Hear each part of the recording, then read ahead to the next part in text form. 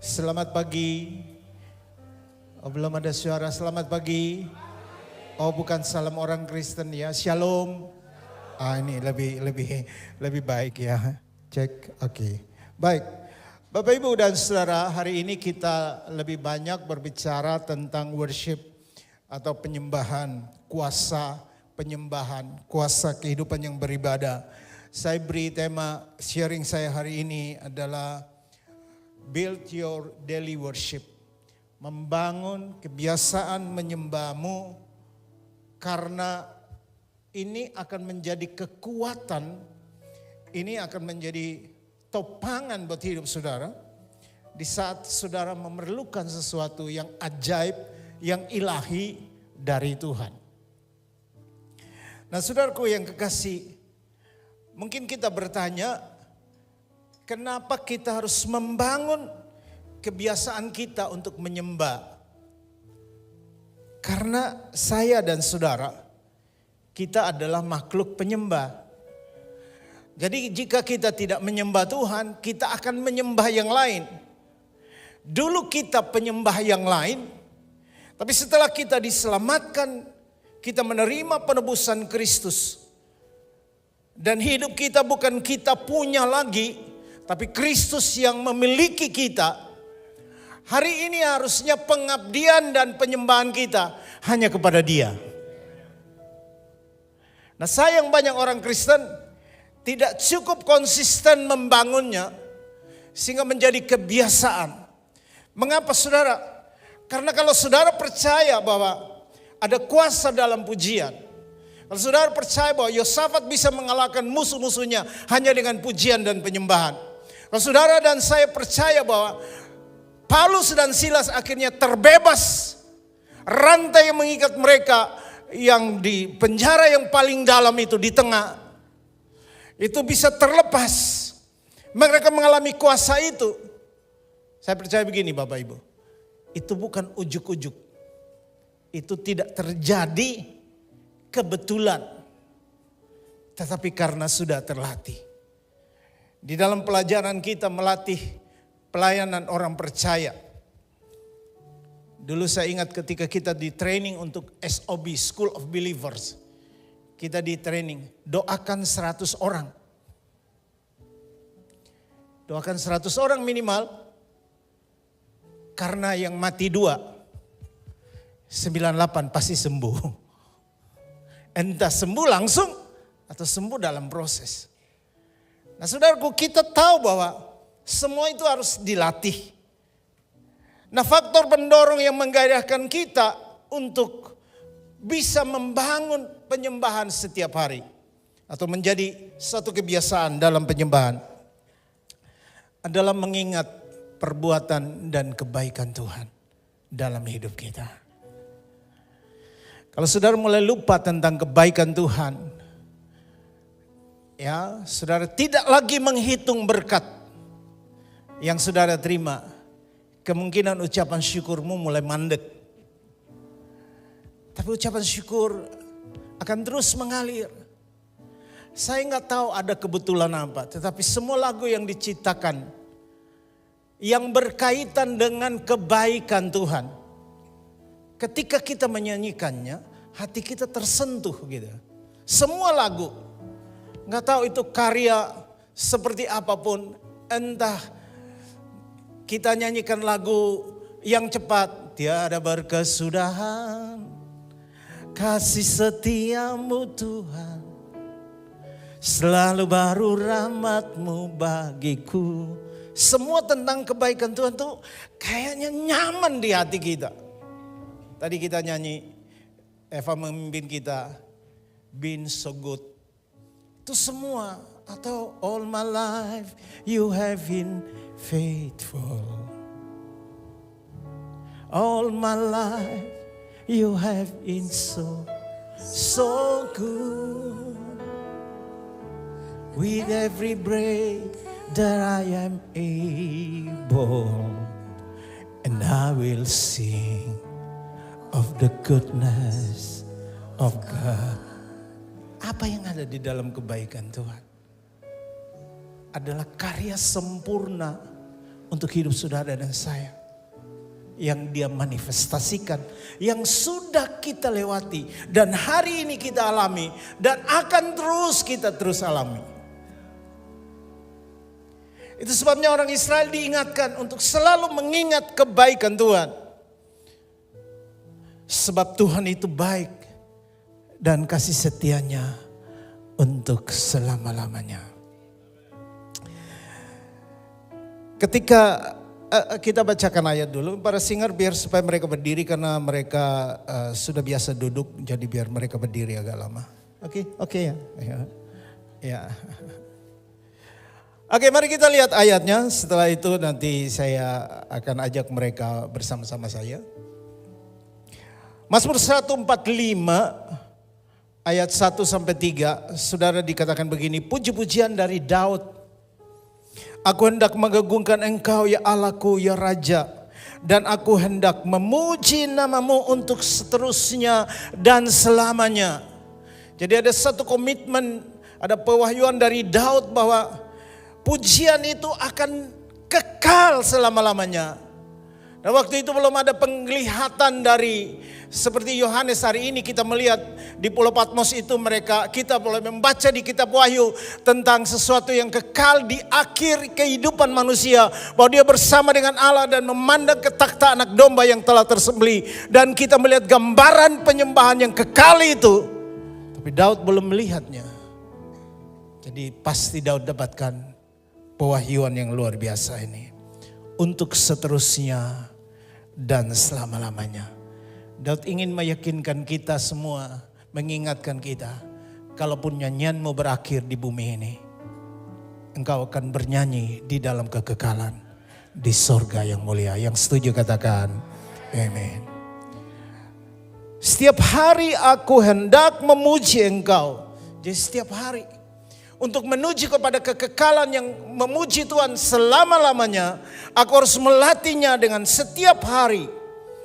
Aku hendak memuliakan namamu untuk seterusnya. Dan dia lagi-lagi katakan selamanya. Dan ini dasarnya, besarlah Tuhan dan sangat terpuji. Kebesarannya tidak terduga. Haleluya. Saudara percaya ayat-ayat ini, beri tepuk tangan kepada Tuhan kita. Ini luar biasa. Ketika saya membaca ini dan menyiapkannya, saya ingat satu lagu yang sangat lama. Kami sempat merekamnya di SOI, tapi ini lagunya Pak Willy Arkauntu. Dan lagu ini menurut saya akan mewakili kita hari ini untuk coba mengingat bahwa hidup kita adalah sebuah pengabdian. Dulu kita mengabdi di dalam dosa dan keinginan daging kita. Dulu kita ditawan di sana. Tapi hari ini kita menjadi kepunyaannya. Kita hambanya. Biarlah hidupku bagimu sebagai pujian yang berkenan. Dalam perbuatanku dan perkataanku, ku sembah Kau Tuhan selalu. Nyanyi bersama. Aku mau bernyanyi setiap hari, bersyukur buat karya yang Kau beri. Dari pagi hari hingga datang malam, ku sembah Kau Tuhan selalu. Seluruh hidupku, ku sembah Kau Tuhan selamanya. Seumur hidupku, ku sembah Kau Tuhan selamanya. Nyanyi bersama sekali lagi. Biarlah hidupku bagimu. Amin Tuhan. Sebagai pujian yang berkenan dalam perbuatanku dan perkataanku, ku sembah Kau Tuhan selalu. Aku mau bernyanyi setiap hari. Amin, amin, amin. Bersyukur buat nafas yang Kau beri dari pagi hari hingga datang malam. Ku sembah Kau Tuhan selalu. Boleh mengangkat tanganmu kepada Tuhan. Seluruh, oh amin, hidupku kami sembah Kau. Ku sembah Kau Tuhan selamanya. Seumur hidupku ku sembah Kau Tuhan selamanya. Oh, oh seluruh, oh amin, amin. Ku sembah Kau Tuhan selamanya. Seumur hidupku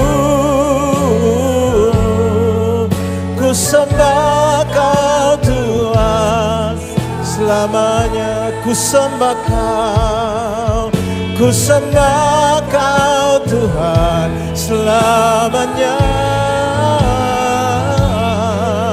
Ku sembah Kau Tuhan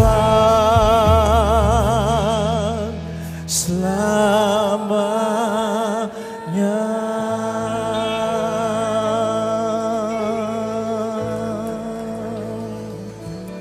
Amin.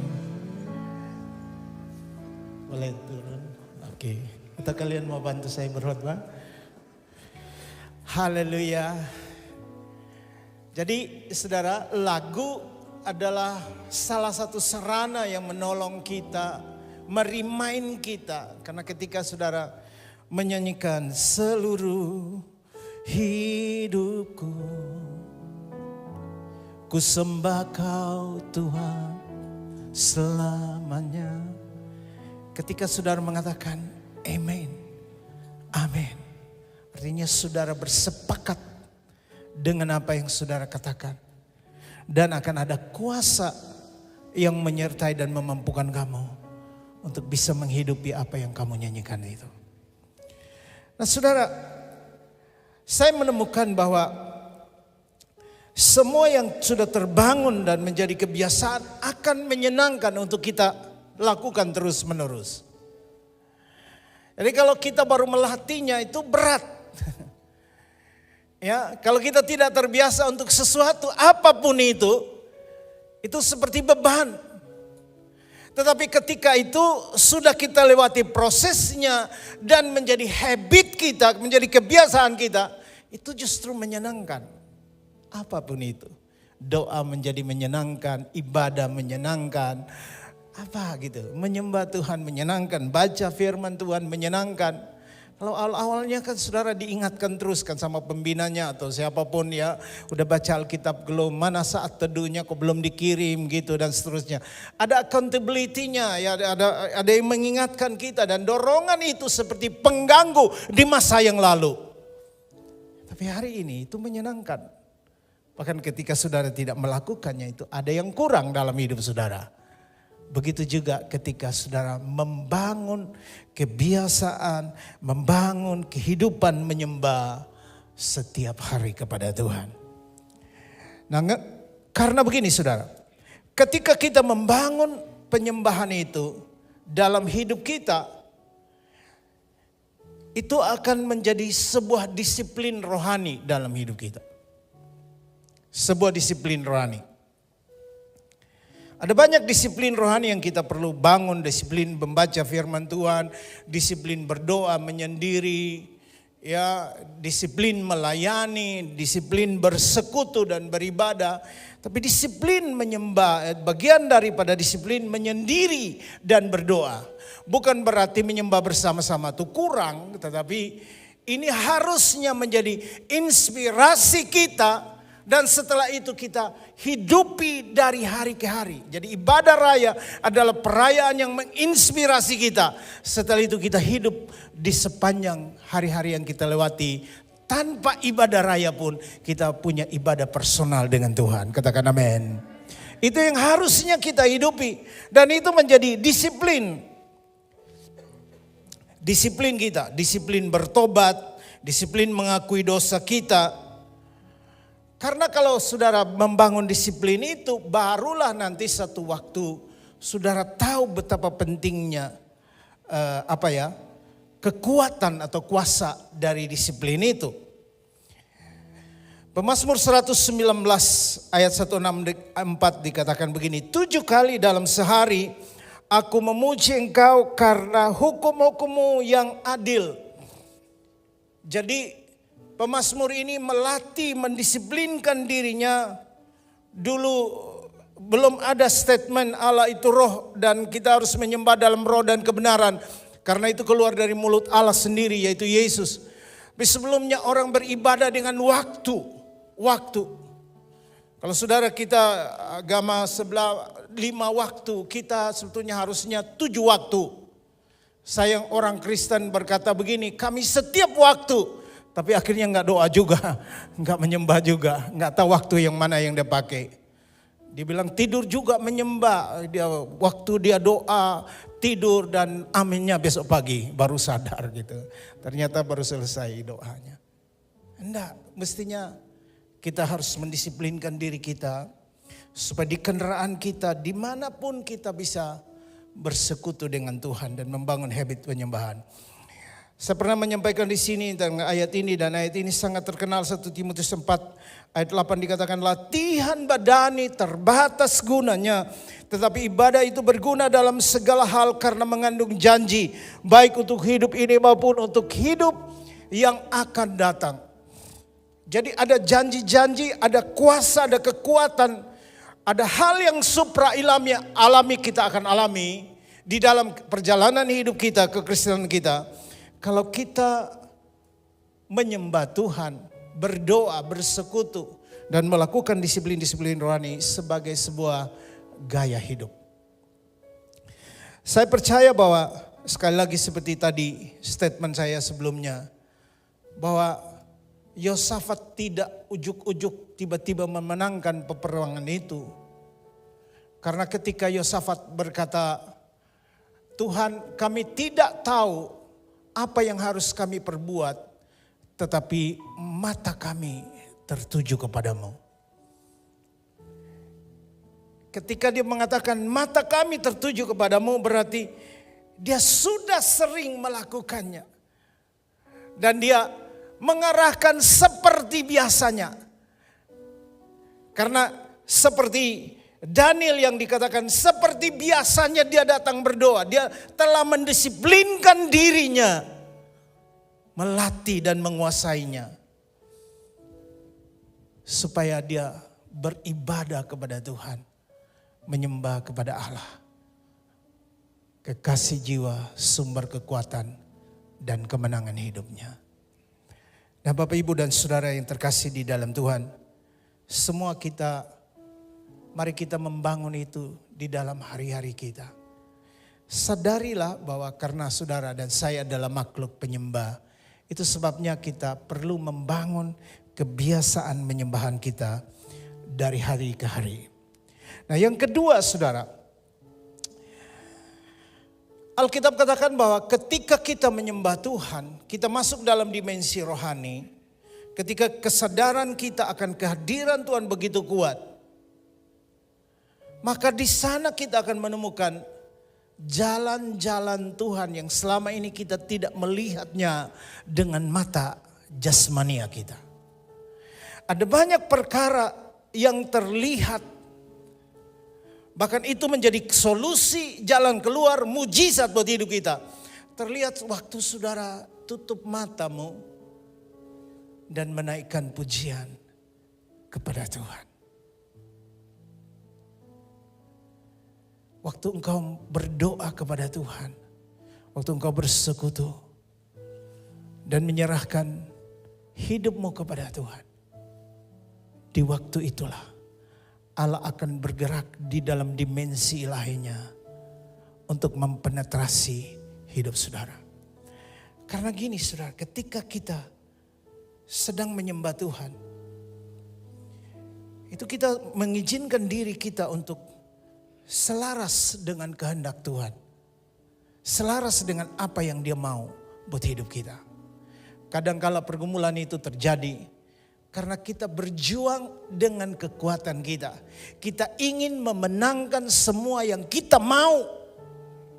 Dan akhirnya kita berdarah-darah di dalam situasi itu. Tapi waktu engkau menyembah kepada Tuhan dan engkau bernyanyi, seluruh hidupku ku sembah Kau Tuhan selamanya. Seumur hidupku ku sembah Kau Tuhan selamanya. Waktu penyerahan itu, maka yang tidak terlihat akan terlihat di alam rohani. Nggak bisa diteorikan, karena harus dialami secara pribadi. Para pendoa akan mengkonfirmasi hal itu. Orang-orang yang melekat dan suka menyembah akan berkata, ya kami alami. Karena banyak hal yang tidak diprediksi, banyak hal yang kita tidak tahu. Dan bahkan tuntunan ilahinya itu membuat kita bisa mengarah. Tadinya kita harus jalan ke sini, ditutup jalannya.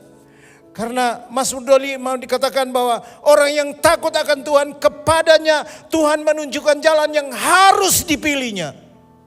Jadi tadinya kita ke sini ditutup jalannya dan akhirnya kita berbelok di sini. Dimulai dari mana?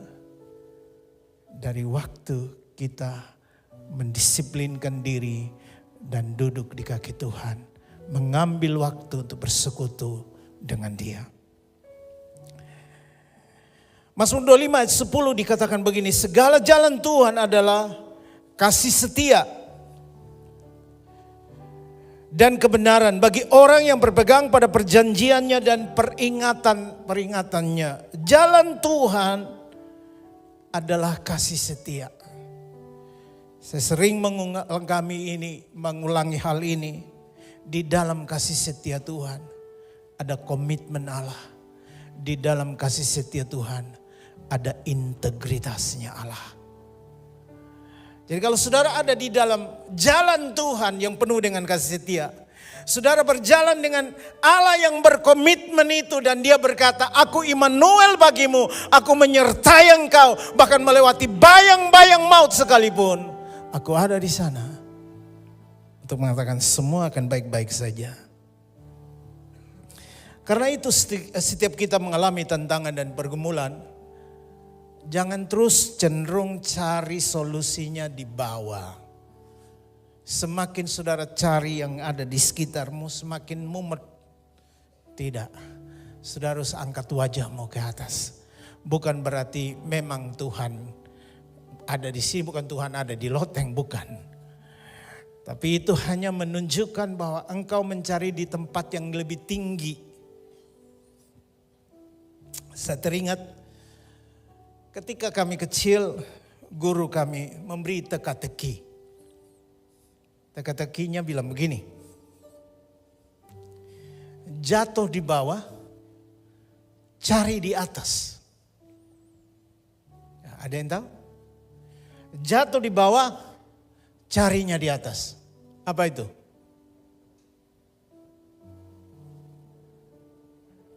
Hah? Apa? Sederhana, zaman dulu tuh kita sengnya suka bocor. Jadi rumah yang bocor itu airnya kan turun ke bawah. Saudara enggak ngomong air dari mana ya? Enggak. Kalau saudara lihat air di bawah, saudara mesti lihat bocornya di mana gitu. Begitu juga hidup ini. Ketika masalah ada di bawah, jangan ngubek di sini, enggak ketemu jalannya. Saudara mesti lihat ke Amen. Jalanmu tak terselami oleh setiap hati kami, namun satu hal ku percaya, ada rencana yang indah, tiada terduga kasih-Mu, heran dan besar bagiku, arti kehadiran-Mu nyata di dalam hidupku, penyertaan-Mu sempurna, rancangan-Mu penuh damai, aman dan sejahtera, walau di tengah badai, ingin ku selalu bersama, rasakan keindahan arti kehadiran-Mu Tuhan. Alkitab katakan setinggi langit dari bumi, demikianlah rancangan Tuhan dari rancangan kita. Setinggi langit dari bumi, demikianlah jalan Tuhan dengan jalan kita. Karena itu saudara, ketika engkau mendisiplinkan diri untuk selalu bersekutu menyembah kepada Tuhan dalam penyembahan pribadi, saudara akan selalu menemukan jalan dan cara Tuhan yang bekerja untuk menolong engkau di dalam setiap situasi sulit yang ada di depan. Ada banyak perkara yang kita tidak mengerti di dalam hidup kita, tapi kita mesti sadari bahwa Tuhan sudah tahu semuanya. Katakan amin. Saudara sudah memulai bisnis saudara mungkin selama 6 bulan ini. Dan saudara berkata bagaimana besok tanggal 1 untuk masuk di bulan ke-7 menuju 12. Ada banyak ketidakpastian di sana. Tapi dengarkan baik, Tuhan sudah tahu jalannya buat usahamu. Dan Tuhan tahu pasti Dia ingin engkau aman di sana. Dia ingin engkau terlindung. Dia ingin engkau baik-baik saja.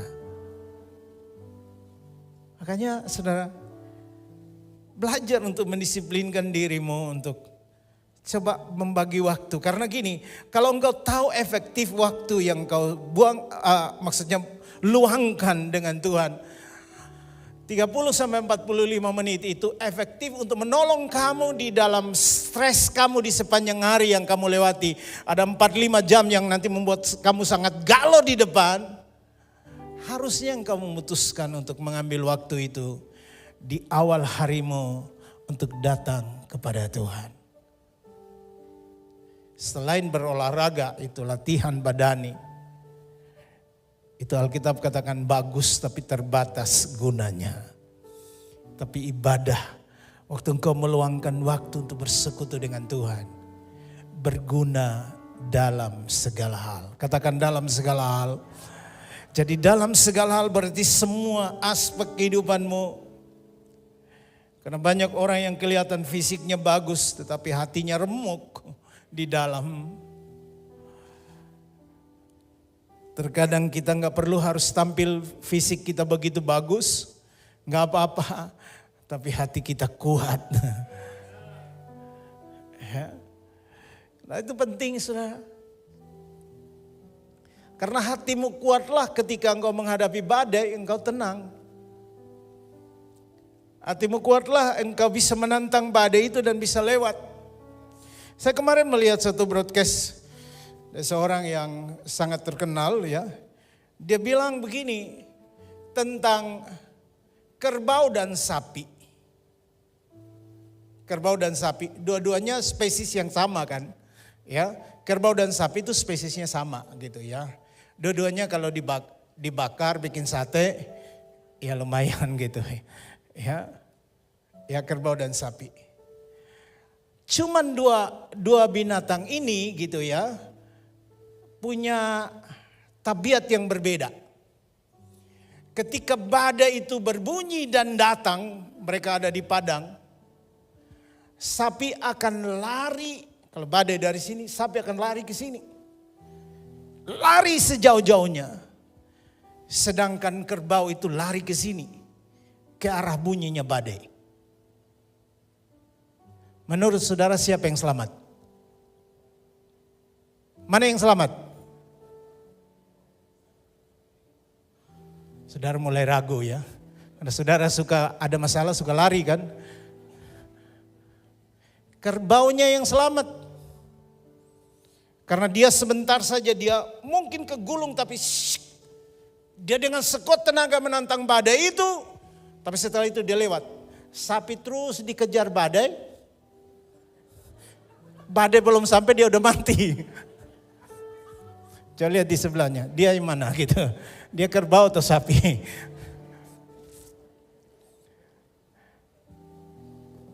Itu sama kan kayak orang Israel tuh. Ketika Goliat teriak-teriak, nggak ada yang berani hadapi Goliat. Nggak ada kan? Tapi Daud maju untuk hadapi dia. Dari mana kekuatannya? Dari mana kekuatan Daud? Ketika dia menyanyikan penyembahan, kekuatan dia dari atas. Dia tampang perawakan tidak seperti tentara-tentara yang tinggi perawakannya atau body yang ideal gitu. Mungkin enggak. Tapi manusia batiniahnya begitu luar biasa. Kenapa saudara? Daud punya disiplin untuk menyembah Tuhan. Daud disiplin untuk menyukai kehadiran Allah. Dia berkata, seperti pengawal yang mengharapkan pagi, demikianlah aku menanti-nanti engkau di pagi hari. Daud haus kepada Tuhan. Itu sebabnya manusia batiniahnya begitu kuat. Seperti banteng tadi itu, kerbau itu ketika badai datang dihadapi tapi selamat. Jadi hari ini kalau saudara yang suka lari dari utang, lari dari masalah, lari dari komsel, mau ibadah doang gitu. Terus belum selesai doa berkat udah kabur karena nanti takut dicari PKS-nya. Ini orang-orang di Pluit, bukan di sini.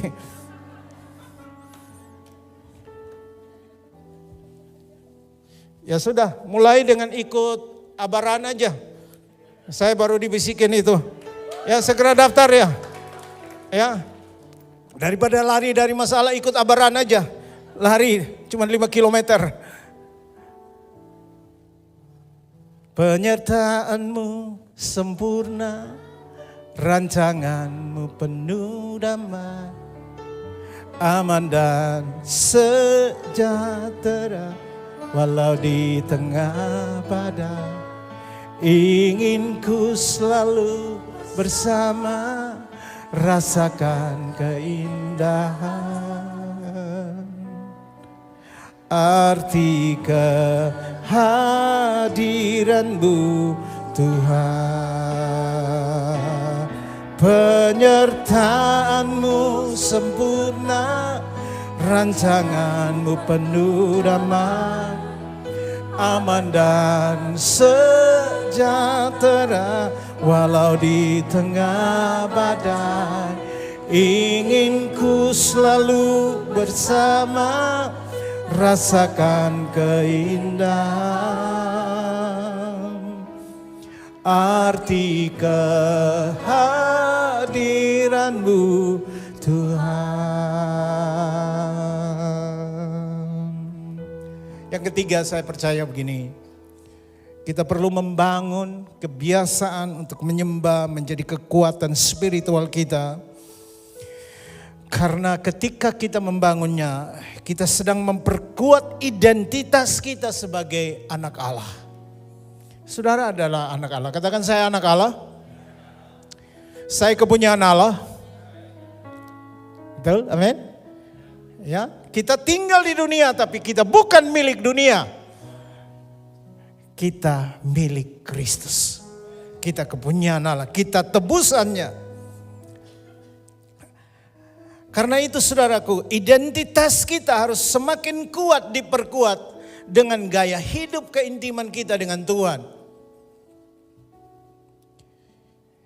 Jika penyembahan adalah sarana untuk membuat kita semakin intim dengan Tuhan, harusnya terus dibangun sebagai sebuah gaya hidup untuk memperkuat identitas kita itu. Tadi saya sudah katakan bahwa Daniel yang seperti biasanya berdoa. Jadi semua orang ketika difatwa oleh raja untuk mereka menyembah patung yang dibuat, Daniel menunjukkan penyembahan yang berbeda. Dia biasa datang dan dia mengarah ke kiblat penyembahan itu, yaitu ke Yerusalem. Dia berdoa dikatakan seperti biasa dilakukannya. Seperti biasa yang dilakukannya. Jadi berarti dia sudah mendisiplinkan dirinya dan membangunnya setiap hari. Harusnya ketika tantangan itu datang, saudara tetap berdoa bersekutu dengan Tuhan seperti biasanya. Saudara lakukan seperti biasanya. Saudara diberkati, saudara tetap datang kepada Tuhan. Saya sedang membaca kisah-kisah tentang kerajaan dan Daud dan Salomo. Saya baru sampai di Tawarik gitu ya. Saya lihat ternyata janji-janji Tuhan yang sangat bersyarat.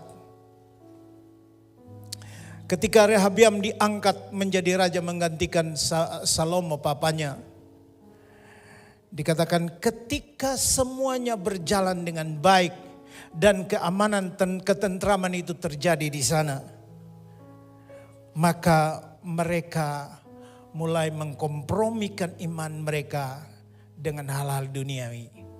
Dan pada masa itulah Mesir datang take over mereka, menyerang bahkan masuk sampai ke Yerusalem. Dulu Daud dan Salomo musuh tidak pernah datang ke situ. Ketika Rehabiam mulai kompromikan imannya karena kenyamanan. Ingat itu. Karena ketentraman, keamanan, semuanya ada baik. Jadi saya pikir perlu jemaat terus kita ingatkan. Bahkan kami hamba Tuhan pun harus mengingatkan diri sendiri. Karena kenyamanan akan membunuh saudara. Kalau saudara melihat badai dan lari. Kalau saudara kuat di dalam Tuhan, saudara akan menghadapi badai itu. Dan otot imanmu akan makin kokoh kuat. Sehingga kamu tidak mungkin dikalahkan. Tapi ketika badai itu datang dan kamu lari. Dan mencari tempat yang nyaman buat hidup saudara. Atau kenyamanan itu membuat engkau tidak lagi mendisiplinkan diri untuk berdoa. Untuk bersekutu, untuk membaca firman, untuk menyembah secara pribadi, untuk menyendiri. Saudara, disiplin-disiplin itu adalah kekuatan yang saudara akan sangat andalkan ketika situasi yang tak menentu itu mendatangi hidup saudara. Kami dalam keluarga dan secara pribadi saya mendisiplinkan diri untuk itu. Kadang di mobil saya dengan istri, ya kami dua hanya nyanyi, terus kita ketika dia berbahasa roh, saya juga berbahasa roh, ya kita bangun itu saja. Dan terasa itu bisa 15, 20 menit, 30 menit. Ya. Ada banyak hal yang kita tidak duga. Justru Allah menyediakan. Ada banyak pergumulan yang harusnya kita pendam di dalam hati dan tidak diketahui oleh siapapun, justru Allah memberikan solusi secara tiba-tiba. Ketika anak-anak kami, salah satu anak yang ingin memutuskan untuk sebuah jurusan yang dia pilih, kami berdua di dalam hati, kami pengen anak ini harusnya ambil yang begini, gitu. Ada satu jurusan yang lain. Terus akhirnya kami berdoa. Kami menyembah Tuhan. Kita hanya serahkan semua Tuhan. Tuhan berbicara kepadanya. Karena kalau kita menentang anak kita dulu mereka masih kecil-kecil, ya kita bisa geret mereka. Saya ingat mamanya kalau masuk mall dan mereka mulai lirik-lirik mainan, mamanya dari samping udah kasih tarikan lembut dari pinggangnya yang saudara tahu itu akan membuat anak akan meringki gitu, langsung menjauhi mainan itu. Gitu. Tapi hari ini kan gak bisa dibuat begitu. Tapi saudara bisa lakukan itu dengan doa. Waktu saudara intim dengan Tuhan, Allah sanggup berbicara kepada anak-anakmu untuk menjadikan dia seperti yang dia mau, bukan kita mau. Karena gini saudara, kadang Allah menaruh rencananya di dalam hati kita sebagai otoritas anak itu untuk kita arahkan dia. Tetapi waktu kita lagi berbicara, anak mungkin tidak mau mendengar. Jangan paksa saudara. Izinkan Allah gandeng dia untuk berbicara kepada siapapun. Karena Allah yang bisa menyentuh sampai ke dalam hati manusia.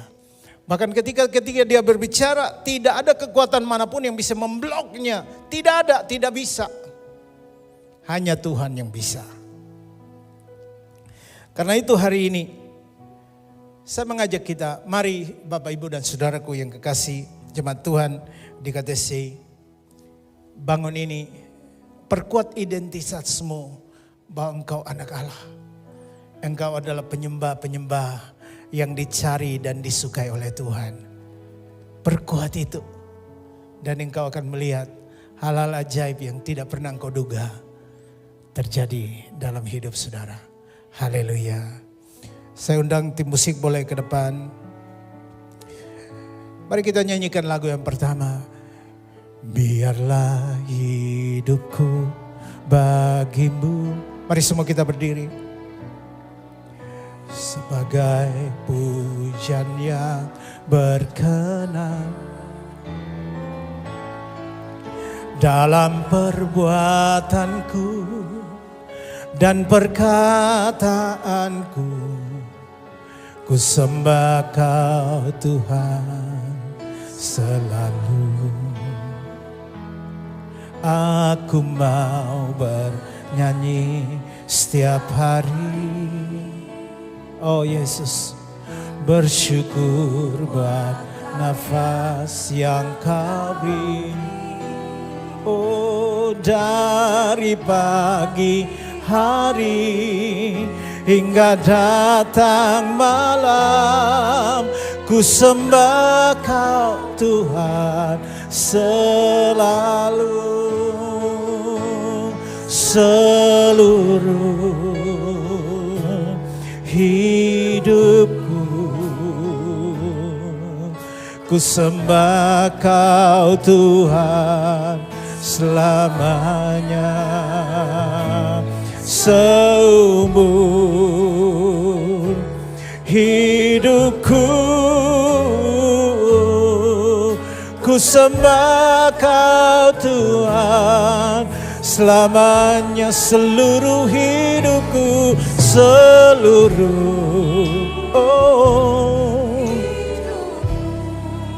kami sembah Kau Tuhan selamanya.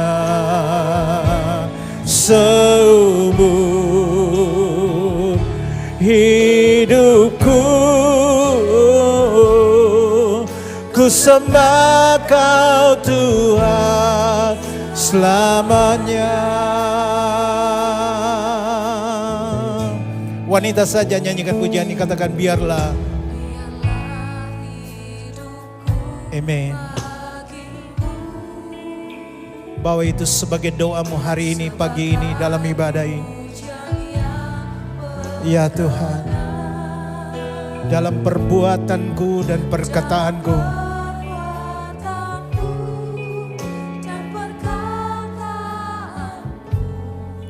ku sembah Kau Tuhan selalu. Mari kaum pria, katakan aku mau bernyanyi setiap hari. Amin Tuhan. Bersyukur buat karya yang Kau beri dari pagi hari hingga datang malam. Ku sembah Kau Tuhan. Mari bersama-sama angkat suaramu. Seluruh hidupku, ku sembah Kau Tuhan selamanya. Seumur hidupku, ku sembah Kau Tuhan selamanya. Seluruh hidupku. Amin Tuhan. Ini hidup kami, ini gereja-Mu Tuhan. Ku sembah Kau Tuhan selamanya. Seumur hidupku, ku sembah Kau Tuhan selamanya. Ku sembah Kau, ku sembah Kau Tuhan selamanya. Ku sembah Kau Tuhan selamanya.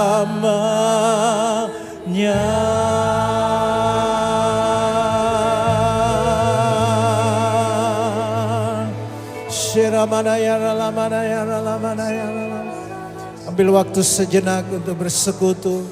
Haleluya, haleluya, haleluya. Kami sembah Kau, kami sembah Kau. Oh, kami milik-Mu, kepunyaan-Mu. Kekuatan kami ada di dalam-Mu. Oh, haleluya. Haleluya. Haleluya, haleluya. Jesus, haleluya.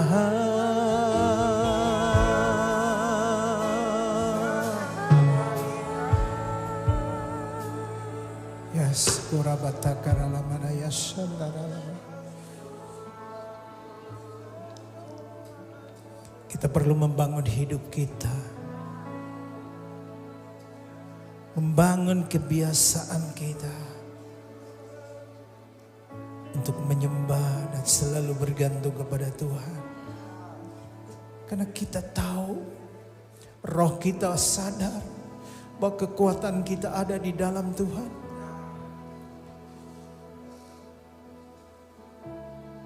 Hari ini buatlah komitmen Tuhan. Aku mendisiplinkan diriku. Aku mau melatih tubuhku dan menguasainya. Menundukkannya di hadapan Allah. Karena aku manusia rohani. Tubuhku harus tunduk di dalam nama Yesus. Untuk menyembahnya kepada Allah. Karena jika engkau tidak sering dan fokus terus kepada Allah, engkau pasti menyembah yang lain. Percayalah, ketika engkau masuk dalam hadirat-Nya, jalan-jalannya akan ditunjukkan kepadamu. Akan ada jalan keluar, akan ada mujizat. Pintu-pintu yang tertutup dibukakan bagimu di dalam nama Yesus. Ketika besok, ketika engkau mulai melangkah di masuk bulan yang baru, engkau akan mengalaminya. Akan ada terobosan terjadi dalam hidupmu. Oh, kemenangan Dia jamin bagimu. Karena kamu anaknya, kepunyaannya, kesayangannya.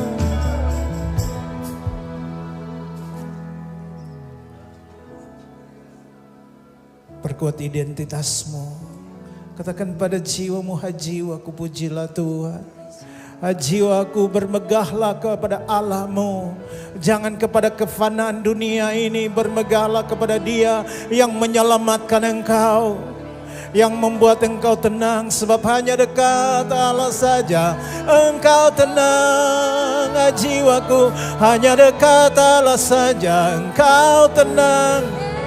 Daripadanya lah keselamatanmu.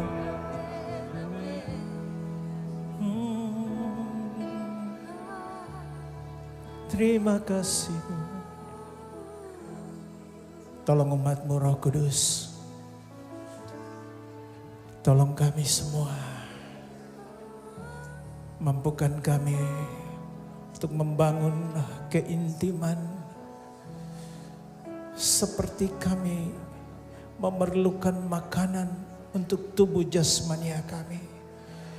Tapi salah satu makanan rohani yang tidak boleh terlewatkan, bahkan makanan utama kami adalah menyiapkan waktu kami untuk bersekutu dengan-Mu Tuhan.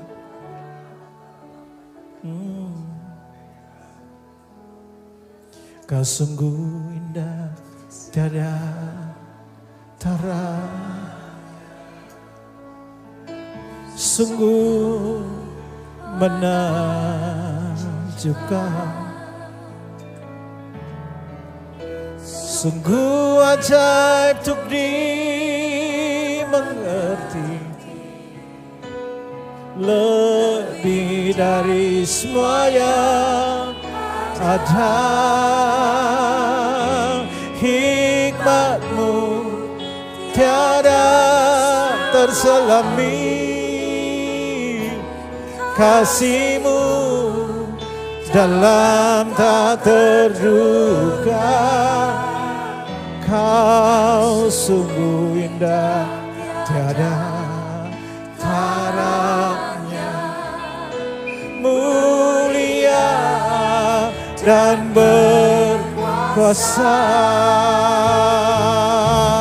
Ku kagum hormat akan Engkau, kagum hormat akan Engkau. Oh, Kau Allah yang layak, layak dipuji. Ku kagum akan Engkau. Ku kagum hormat akan Engkau Yesus. Kagum hormat. Oh, Kau Allah yang layak dipuji. Ku kagum akan Engkau.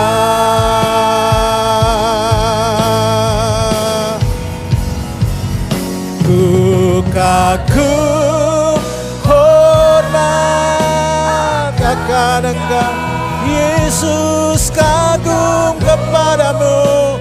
Oh, akan Engkau, Kau Allah yang layak, kan layak dipuji.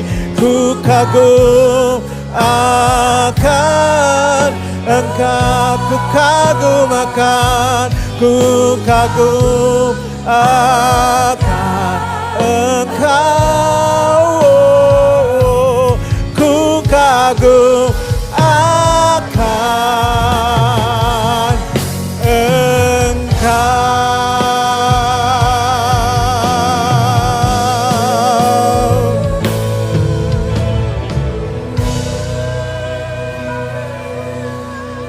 Kemuliaan bagimu Tuhan. Kami percaya kami dimampukan oleh Roh Kudus untuk bukan hanya menjadi pendengar dari firman-Mu, tapi melakukan firman-Mu. Terpuji buat nama-Mu, terima kasih untuk ibadah yang luar biasa hari ini. Dalam nama Tuhan Yesus, haleluya. Setiap kita yang diberkati sama-sama katakan amin. Kasih tepuk tangan bagi Tuhan.